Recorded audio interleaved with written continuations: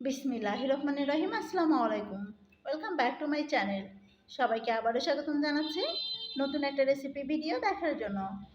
আজকে শেয়ার করেছি একই ভিডিওতে দুইটি ভিন্ন রকম পিঠা রেসিপি। পিঠাগুলো বানানো যেমন ইজি, খেতেও আলহামদুলিল্লাহ অনেক বেশি মজাদার। একদম ঘরোয়া কিছু উপকরণে পিঠাগুলো তৈরি করে দেখাবো। তো চলুন রেসিপিগুলো শুরু করা যাক। প্রথমে আমি শেয়ার করব সুজি এবং পাকা আম দিয়ে দুর্দান্ত স্বাদের একটা পিঠা রেসিপি। এই পিঠাটা পাকা আম দিয়ে তৈরি করার কারণে সুন্দর একটা ফ্লেভার অ্যাড হয়, যার কারণে ছোট থেকে বড় সবাই অনেক বেশি পছন্দ করে। পিঠাটা বানানো যেমন ইজি, খেতেও আলহামদুলিল্লাহ অনেক বেশি মজাদার। এই আমের সিজনে অবশ্যই একবার হলো বাড়িতে ট্রাই করবেন এই পাকা আমের পিঠাটি। তো চলুন পাকা আমের পিঠার এই পুরো রেসিপি ভিডিওটি দেখে নেওয়া যাক। তো পিঠার জন্য প্রথমে আমি একটা বাটির মধ্যে নিয়ে নিয়েছি দুইটা আম। এবার আম থেকে আমের পিউরিটাকে আমি আলাদা করে নিব। আমের পিউরিটা আমার রেডি হয়ে গিয়েছে। এবার আমি চলে যাব চুলাতে। চুলাতে একটা কড়াই বসিয়ে তাতে দিয়ে দিব আমি 1 কাপের একটু কম সুজি। সুজিটা দেওয়ার পর আমি লো আঁচে এটাকে ভেজে নিব 1.5 থেকে 2 মিনিট। এ পর্যায়ে আমি মিষ্টির জন্য দিয়ে দিব 1/4 কাপের একটু বেশি চিনি। চিনিটা আপনারা যে যা টেস্ট অনুযায়ী দিয়ে দেবেন, তবে এখানে চিনিটা একদম পারফেক্ট। তারপর চিনিটা দেওয়ার পর আমি সুজির সঙ্গে ভালো করে নেড়ে চেড়ে নিব কয়েক সেকেন্ড। এ পর্যায়ে দিয়ে দিব স্বাদ অনুযায়ী লবণ। যে কোনো মিষ্টি খাবারে লবণটা অ্যাড করলে কিন্তু এর টেস্টটা অনেক বেশি বেড়ে যায়। তারপর যে আমের পিউরিটুকু আমি বের করে রেখেছিলাম সেই পিউরিটুকু আমি সুজির মধ্যে দিয়ে দিব এবং আমের বাটিটা ধুয়ে সামান্য পরিমাণ পানি এখানে অ্যাড করে দিব। এবার মিডিয়াম টু লো এর মাঝামাঝিতে রেখে আমি সুজিটাকে একটা ডোতে তৈরি করে নিব। আমরা যেভাবে আটার রুটি করি ঠিক সেভাবে একটা ডো তৈরি করে নিব। আমি এ পর্যায়ে চুলার আঁচটাকে একদম লোতে রেখে দিয়েছি। তারপর চুলাটাকে আমি একেবারে বন্ধ করে দেওয়ার পরে এখানে দিয়ে দিয়েছি 1 কাপ ময়দা। ময়দার পরিবর্তে চাইলে কিন্তু এখানে আপনারা আটাও নিয়ে নিতে পারেন। এ পর্যায়ে আমি ধাপে ধাপে এখানে ময়দাটাকে অ্যাড করে দিব। সব ময়দা একবারে দিতে যাবেন না। এরকম একটি স্মুথ ডো আমি তৈরি করে নিব। গরম থাকা অবস্থাতেই কিন্তু ডোটাকে ভালো করে মথে নিতে হবে। আমি সামান্য পরিমাণ ময়দা দিয়ে একটা স্মুথ ডো তৈরি করে নিলাম। এবার ডোটাকে আমি দুইটা ভাগে ভাগ করে একটাকে সাইডে রেখে দিব এবং একটাকে ভালো করে মথে নিয়ে একটা গোল বল তৈরি করে নিয়ে হাত দিয়ে প্রেস করে বেলুনের সাহায্যে একটা রুটি বেলে নিব। রুটিটার পুরুত্ব কেমন হবে সেটা আমি দেখিয়ে দিচ্ছি। ঠিক এমনই হবে এর পুরুত্ব। এবার আমি এই পিঠাগুলোকে শেপ দেওয়ার জন্য একটা কুকি কাটা নিয়েছি। আপনারা চাইলে যে কোনো বয়ামের ঢাকনা নিয়ে নিতে পারেন বা চাকু দিয়ে কেটেও যে কোনো শেপ কিন্তু আপনারা দিয়ে নিতে পারেন। এভাবে আমি কুকি কাটারের সাহায্যে সমস্ত পিঠাগুলোকে শেপ দিয়ে নিয়ে নিব। পিঠাগুলো বানাতে আসলে এত বেশি ভালো লাগে। একবার যদি আপনি এই পিঠা বানাতে শুরু করেন, আপনাকে শুধু বানাতে ইচ্ছা করবে। পিঠাগুলো বানাতে আপনার কোনো প্রকার বিরক্তি আসবে না।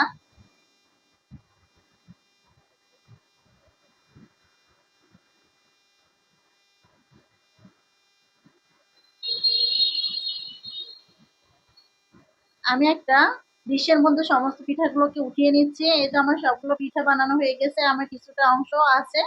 এবার আমি পিঠাগুলোকে ভাজতে চলে আসলাম সরাসরি চুলাতে। চুলাতে একটা কড়াই মানে ফ্রাই প্যানে আমি পর্যাপ্ত পরিমাণ তেল আগে থেকে গরম করে রেখেছিলাম।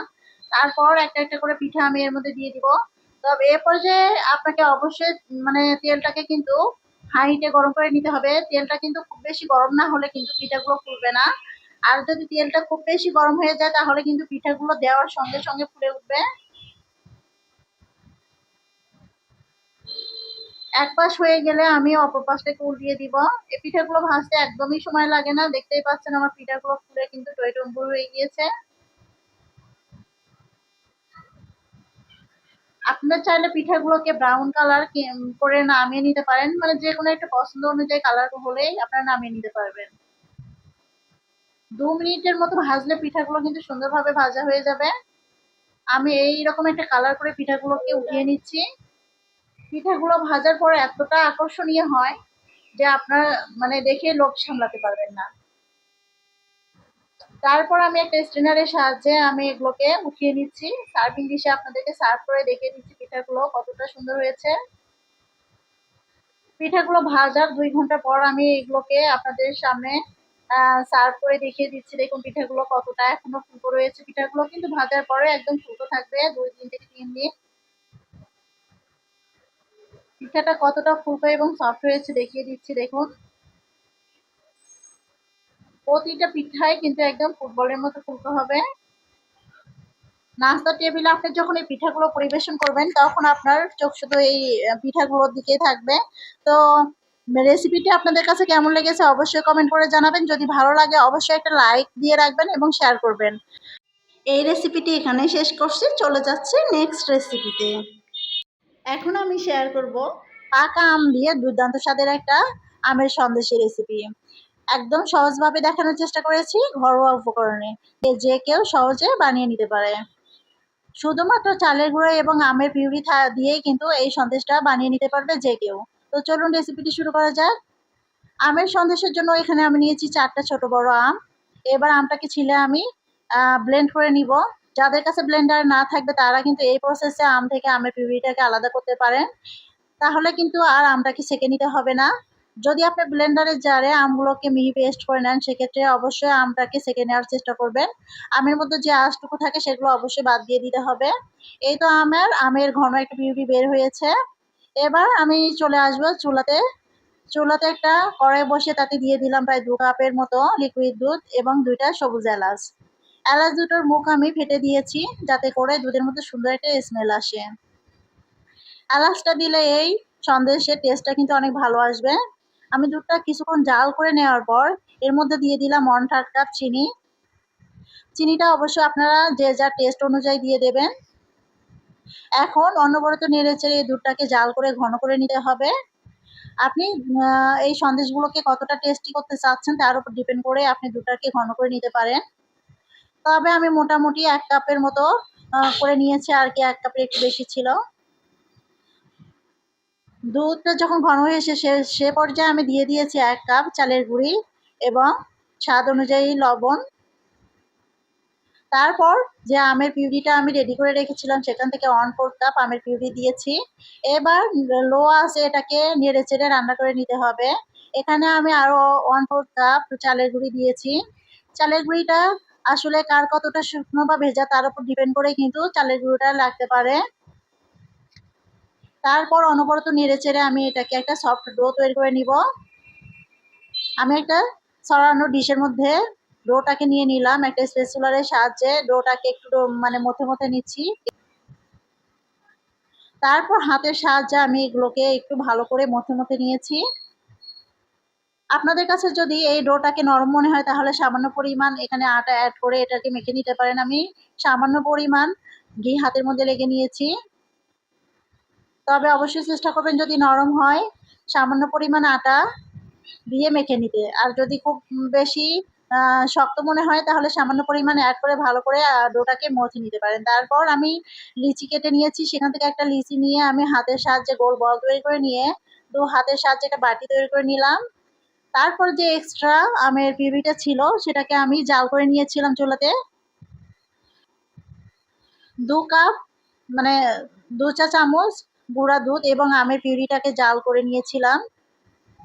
একদম ঘন একটা আমের পিউরিটাকে ঘন করে নিয়েছি। তারপর সে আমের পিউরিটাকে আমি ঠান্ডা হওয়ার পরে কিন্তু এই বাটির মধ্যে দিয়ে দিলাম। এবার হাতের সাহায্যে মুখটাকে আমি ভালো করে সিল করে দিয়ে 2 হাতে তালুতে নিয়ে এটাকে গোল বল তৈরি করে নিলাম। তারপর একটু লম্বাটে শেপ দেওয়ার চেষ্টা করলাম। স্কিনের দিকে লক্ষ্য রাখুন আমি কিভাবে কাজটি করতেছি, খুব আলতোভাবে করার চেষ্টা করবেন। যেহেতু ভিতরে আমের পিউরি দেওয়া আছে মানে যে কোনো সময় আসলে এটা ফেটে যেতে পারে যদি ডোটা সঠিক না হয়। আমার আমের পিউরিটা একটু মানে পাতলা ছিল আর কি। দেখতে পেলেন একদম আমের মতো তৈরি হয়নি আমার সন্দেশগুলা। দেখতে কিন্তু অনেক সুন্দর লাগে এই পিঠাগুলা। আমের সন্দেশ বা পিঠা যাই বলেন না কেন খুবই সাধারণ উপকরণে তৈরি হয়েছে, তারপরে খেতে কিন্তু এটা দুর্দান্ত হয়ে থাকে। আমি আপনাদের বোঝানোর সুবিধার্থে আবারও একটা সন্দেশ আপনাদেরকে তৈরি করে দেখাচ্ছি।